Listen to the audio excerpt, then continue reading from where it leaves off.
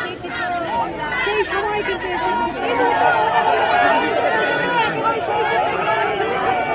Placard হাতে দাঁড়িয়ে রয়েছেন মুখ্যমন্ত্রীকে স্বাগত জানানোর জন্য।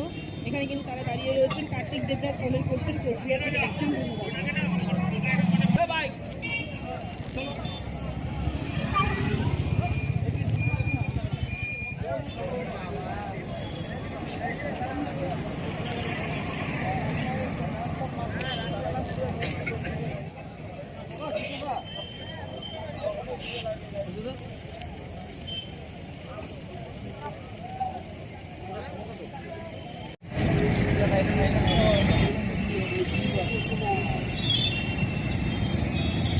চলে এসছে